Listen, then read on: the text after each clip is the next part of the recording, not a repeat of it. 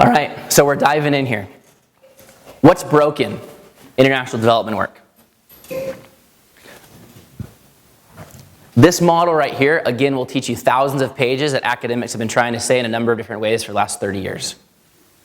And that is that the development model presently is designed to be able to create and develop things and stuff that we assume are going to meet the needs of people that are living in extreme poverty. So the development industry feels that their responsibility, their necessity to build the things and give the things away that we assume that the people are going to need. Well, that model has some problems because as an international development industry from afar, it's kind of hard for us to know exactly what the things and stuff are really going to need, that the community members are going to need, and more importantly, how those things are going to be used. And we could go over story after story after story after story on how we were dead wrong. We showed up, we drop shipped such and such, and it didn't work. We showed up and we built such and such, and it didn't provide any value. A couple examples here. Malaria nets, right? We all kind of feel this is a great thing, right? People are suffering and dying from malaria. Let's go and get them nets so that at nighttime when they're sleeping, they won't get bit by a malaria-filled mosquito, even though most mosquitoes that carry malaria are actually active in the twilight time and not at nighttime anyways. So we drop ship all these mosquito nets. They've got all these little holes so mosquitoes can't get in them. Well, people don't know what they're used for. They don't care. And so they use them for what's going to be really practical for them. Not to cover their beds for mosquitoes, but to be able to use to fish. They're free fishing nets. So we go out and we sew all these malaria nets that the non-profit organization delivered to our community, and we create all these free fishing nets. Great idea, right? Well, what happens when you start fishing with all these nets that have holes this big? You catch everything. Most fishing nets are designed to catch the big fish and let the small fish escape so they can repopulate the fish population. You start catching all the fish, even the baby ones, what happens? Right. You deplete the fisheries at an alarming rate.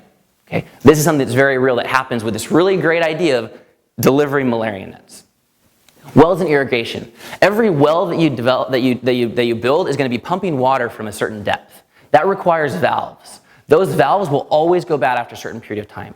Right now, there's thousands and thousands of wells that are littering developing communities that have a broken valve, and that community doesn't have the tools or the valve to replace it. And I personally have seen well after well after well that no water comes out. Food aid. We're going to talk about this in greater depth later. School buildings. We might be familiar with a recent, we'll call it a scandal, that's kind of gone on in this area over the last year. There was a gentleman who purported to be able to build and establish about 140 schools in Eastern Asia. After a little bit of a deeper analysis, they found out that approximately 30 or 40 of them were actually operating schools, and a majority of the buildings were actually just 4 walls and a roof that were used to be able to store donkeys or something else like that in the community. So just because we build the thing or the stuff, there's no actual guarantee that that's going to result in real value, okay? So do we get this concept of we're bringing in things and stuff and assuming that it's going to meet the community needs, but we might not be right? There might be a little bit more to the story than that. So we're going to talk about right now the why, the what, the how of this model, and we're going to look at some of the possible results. Okay. So why do we do development work this kind of a way? Well, I can't get inside the minds and hearts of every organization or person that's involved in this type of program, so I'm not going to say that I know what they're thinking. But we can look back historically and see how this evolved and where it came from. And it started with religious expansion. Okay, the first real international aid to mention is in the process of religious expansion, giving things away in exchange for joining the group. Next, we see around the 50s that with the whole Cold War thing, we've probably heard of that, a little rivalry between two small groups, the United States and Soviet Unions. They were trying to dominate the world, and in order to win allies, what'd they do? Well, they started giving away guns and stuff like that, but then they realized they could win allies just by giving away corn and wheat. So then aid really took on a whole political flair, so we used aid and distribution as a way to be able to win political allies and to be able to control governments. More recently, we got a little bit more sophisticated with aid, and we started using it to be able to control trade. This country has minerals that we want to extract, but we don't want to follow all their regulations, and we don't want to pay the tariffs. So if we just give them some of the other things that their people might need, then they're going to allow us to be able to extract those minerals with less rules and with less tariffs. So now we use aid for that purpose. It's evolved even further. We're really good at making money. I'm not sure if you realize that as a global community. So we started really diving into the aid conversation in order to be able to profit. Remember the malaria nets? Those didn't get manufactured for free. There was a company that manufactured millions of malaria nets and then makes it their effort to be able to lobby government officials and NGOs to say, hey, buy these malaria nets because people are really going to need them. Hey, buy this. Hey, buy that. Hey, we've manufactured this medicine. Hey, we've done this, we've done this, we've done this. So if we follow the story, we'll often find companies that are actually looking to be able to profit in the process of this aid distribution. And then lastly, we see kind of in a more recent evolution, probably last 15 or 20 years, that it's really become a big thing about self-admiration. We see celebrities that are utilizing their philanthropic efforts in order to be able to pat themselves on the back. We see organizations that are desperate to be able to tie themselves to a good cause so everyone thinks they're wonderful and wants to buy their stuff. Or we just go out and serve overseas because we want to make sure that we get that great picture that we're going to put on our wall that's going to make us feel really good about ourselves and we're going to tell our friends and our children. Okay? So these are some of the ultimate motives that are responsible for the evolution of this conversation. And if these are the things that we want, then what type of work do we want to be able to establish? Well, we want work that's going to help us to establish authority and control. We want to support our political agendas. We want to serve our interests. We want to maximize profits. And we want to make us feel and look good. So if we have a choice to be able to develop people so they can be able to get the stuff and things that they need, or to be able to control that equation so that we're able to provide the things and stuff that we want to in order to supposedly support the needs of the other people and put ourselves in a perpetual state of control and decision-making power, which of those two options are we going to take?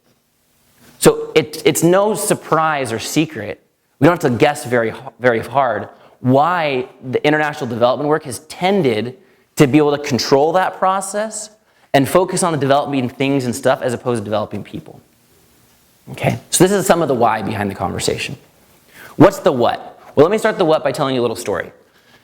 This is a picture of me in northern Kenya. I was invited by some of the local political leaders of that region to come up and do some consulting with their tribal leaders to discuss some community development efforts that would be effective for them. And we had a really excellent experience, and it turned out to be really beneficial for all involved. Had a lot of fun up there. But one of the things that was really curious was as I was in this community and walking around, and we're talking about, we're so in the middle of nowhere, it's ridiculous. Like this is like the middle of nowhere of the middle of nowhere. And as soon as I'm walking, I turn this corner and I see this bright blue porta potty. And I'm thinking to myself, come on, like really? We could build a really effective latrine out of mud, sticks, and rocks. Why do we need a bright blue plastic thing to be shipped from China to be able to solve this community's needs? So I started asking around a little bit where these porta potties came from, how they got there, and it turns out that there was an organization that had been pretty well established. They'd been there for a while. They saw that there was a sanitation need. So what'd they do? Well, they did exactly what most organizations do. They said, what things and stuff can we get here to be able to solve this problem? So they brought in a whole bunch of porta potties. Well, if you take your eyes to this corner of the screen, you'll see a giant pile of human defecation right in front of the porta potty. And what does this show us evidence of? It shows that if we have a sanitation problem, which is that people are defecating openly and irresponsibly, flies are landing on that and then landing on food, children are getting typhoid and cholera and dying, and we want to be able to solve that problem, and now we still have piles of human defecation all over the community, then that thing that we brought in from China didn't actually result in any positive shift, no behavioral change. And this wasn't the only one. This was another one that I found, and right here, this is a whole landmine of human landmines that are trying, basically, maybe it's like a guard around trying to get to the porta potty. And literally, there was human waste all over this community, everywhere. And this is not strange. This is very, very common in developing communities all over the world, not just Africa. So this has nothing to say about the community itself. Because if you guys grew up in a community like this, there's no way that you would know that a defecation on the ground would result in your child getting sick. That's something that happens at a microscopic level, and that's not an intuitive thing, so you wouldn't have got that. So it says nothing about the community. What it does say is that the development organization that was responsible for this clearly focused on developing things and stuff and didn't look at the behavioral changes or empowering the people in a way that would actually position them to identify their own problems and address those problems themselves. Okay. So what does this type of work look like? It typically looks like construction projects, right? We're building schools, we're building latrines. In this case, we're just bringing in latrines that look like porta potties. Oftentimes, this results in 4 walls and a roof if they get to the completion of the project. Many projects never get completed. But the construction projects typically never actually get to a value in which they provide real impact. So the orphanage building typically never becomes an orphanage. The school building typically never becomes a school. And the assumption that if we build 4 walls and a roof, then the community should for sure be grateful for that effort, and they'll be able to figure out the rest, is a false assumption. But it's an assumption that we make as development organizations all over the place. How warm and fuzzy does it feel to say, like, we built a school? It's a great thing. Look at this wall. I put the cinder block here. We built a school. How many children are literate as a result of the work that you did? It also can look like distribution. Giving away clothes, giving away medications, giving away farming equipment like we talked about, malaria nets, stuff like this. So we'll go into it in a second, but I think that we're kind of already starting to get a feel for what this stuff all means. We do this because it feels really simple. It's like, okay, great. All we have to do is write a check. If we write a check, then this problem gets solved. But when we look a little bit deeper underneath the surface, we find it's a much more complicated conversation. Because let's say we bring in 5 tons of wheat. Who do we give that wheat to? How do we decide who gets it and how much to give to which people? And what happens when we give it to the 100 community members that are there today, but another 100 of them were out fishing that day and they come back the next day and they say, hey, where's our wheat? Right? We create animosity actually between the community members. We create a lot of unsustainable practices. We build 4 walls and a roof, but we find out that, oh wait, we never actually got the building permit from the government, and so they're going to shut us down. The list goes on and on and on and on. We do it because it's simpler, but in the long run, we find that it's much more complicated than we ever could have imagined. And another major problem is oftentimes we do this type of work where we're developing things and stuff as a standalone and not integrated into a greater development project. So for us to say we want to build a school is a very different conversation than saying, what are the real needs of the community? What are the community leaders working towards achieving? What are the government leaders trying to achieve in this region?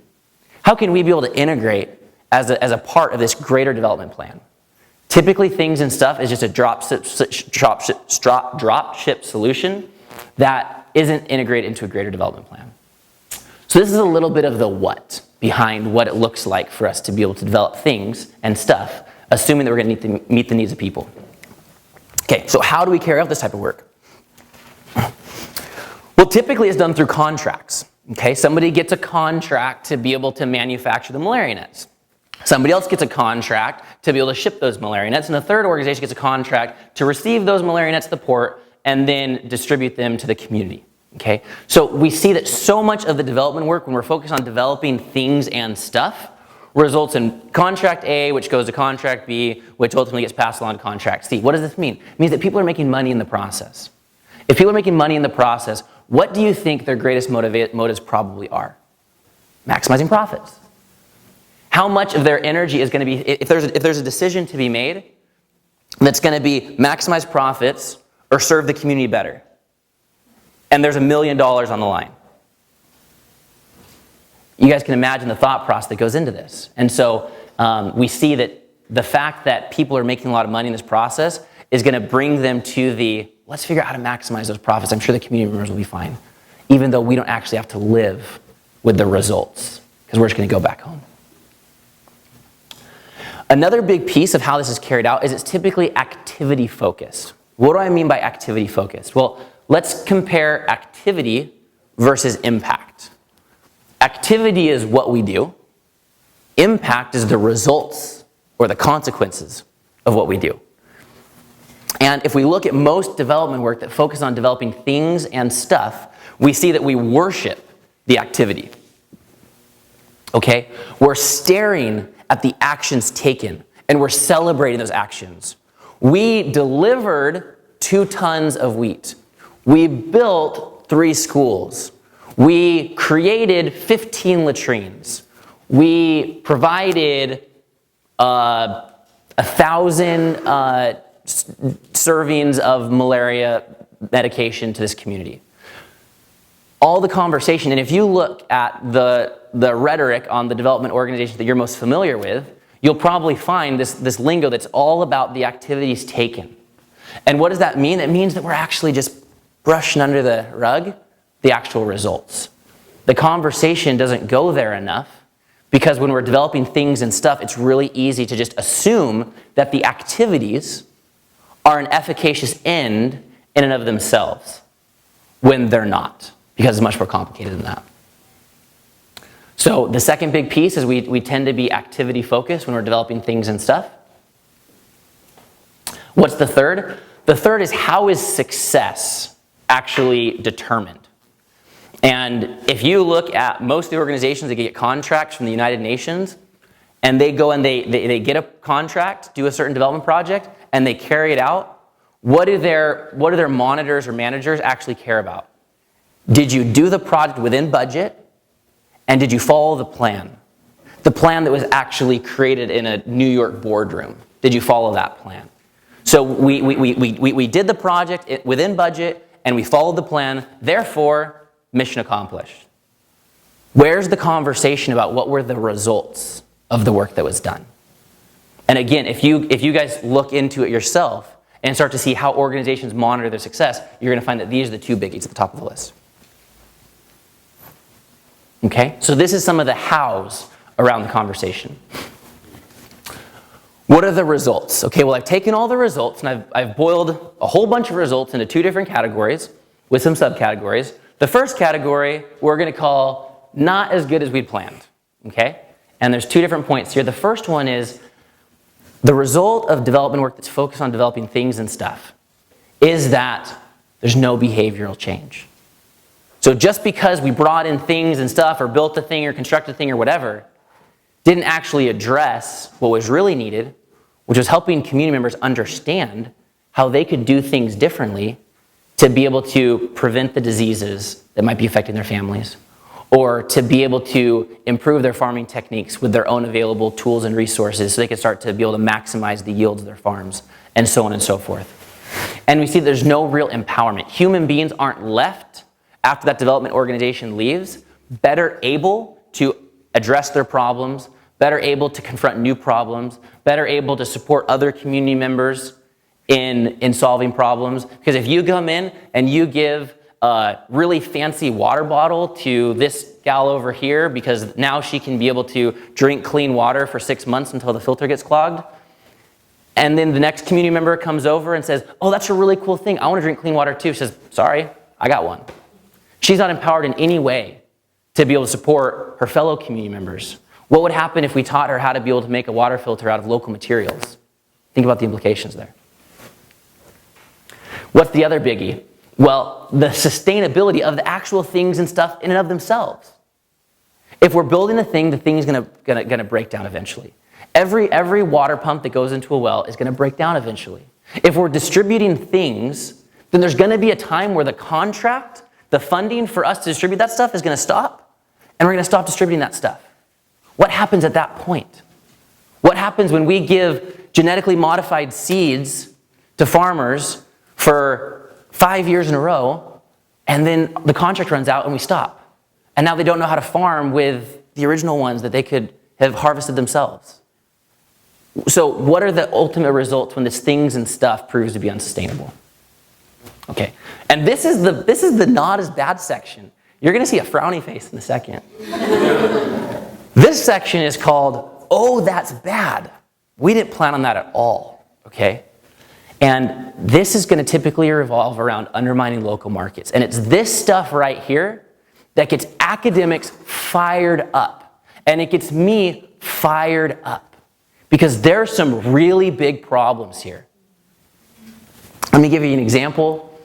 I'm sure we've heard about those organizations that go and they bring in livestock to communities to be able to solve their needs, right? That's a hand up and not a handout, right? That's a really great thing to be able to do. What community wouldn't benefit by 15 cows showing up and being able to give them animals, which then they're going to reproduce, and then everything's going to be perfect?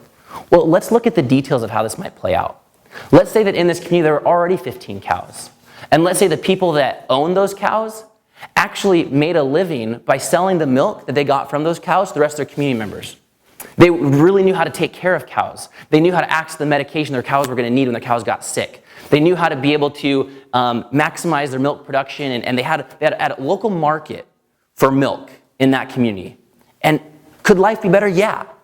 But that dairy industry, it was kind of working because it hit a market equilibrium.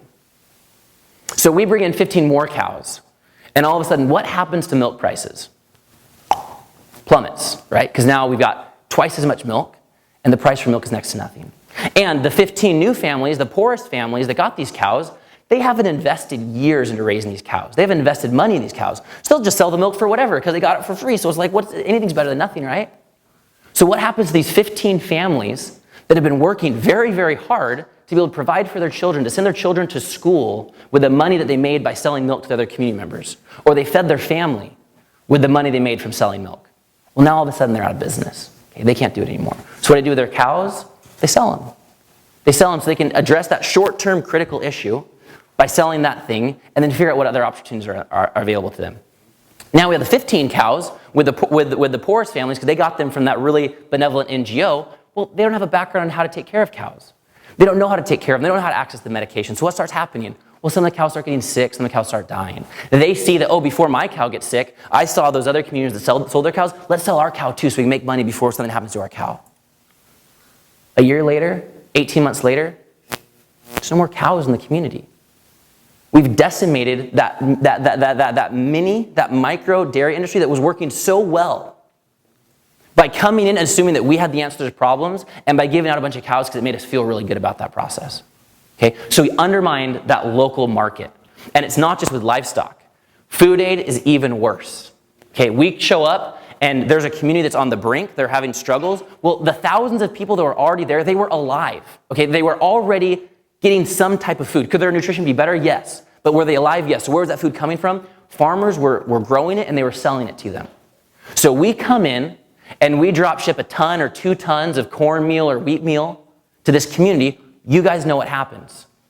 Who can the farmers sell their stuff to? No one, because they got it for free. What happens to the farmers? They're out of business. They're not farmers anymore. What happens when the contract runs out and we stop giving food away to these communities? We have some really, really big problems, okay? So our ability to undermine local markets through poorly conceived distribution is one of the biggest problems in international development work. And this happens when we focus on developing, go in and work with those 15 dairy farmers and help them to be able to take care of their cows. They'd produce more cows. Or if we were going to be able to help to work with the farmers and teach the farmers how to be able to produce more food within those markets, then that would happen in an organic way. The markets would be able to stabilize and we could see real results. But if we just want to come in and drop ship solutions, we're going to manipulate markets and cause problems. And we see this in labor, we see it in teaching, and the list goes on and on and on, right? We show up and we want to just be able to build something for them for free as volunteers, when really we just undermined the local labor that was able to build that stuff. Okay, and let's go back here for a second. This isn't even the worst part. This is only the second to worst part. What's the worst part? The worst part is that in this process, in a very, very real way, what have we done? You guys know by now. We've reinforced their external locus of control. In the process of saying, you don't have this thing, we do, we're going to give it to you because you're poor and we're going to save you, what does that do to their minds? And then the next time another community organization comes up, they're going to rush to that organization because last time, it was the first 100 community members that got to the truck that got the free wheat. So the next time the truck shows up, you're going to make sure that you're one of the first 100 community members, right? So what do you turn into? A beggar. And now we see that this type of work, in all its different facets, and all over the world, with all these different manifestations, philosophically, what is it doing? It's reinforcing the external locus of control of the members of our human family that need to be in positions of making change more than anyone else on the planet. And why do the poor keep getting poorer? Okay. So these are some of the results. All right. So this is our overview of development work that's focused on developing things and stuff. It's our longest section. The other sections are going to get shorter, I promise. What would it look like if, as an international development industry, we focus on developing people? What would it look like if we spent the billions of dollars that we spend every year, or the $1 trillion that we spent in the last 30 years, focused on adding skills and capacity to the people that are living in extreme poverty so that they can be able to go out and get and create and develop the things and stuff that they need most? What would our motives have to be to do work like that? What would it look like? How would we carry it out? And what would the results be? Okay. So this summarizes our first section here. In section 3, we're going to get in and answer that question.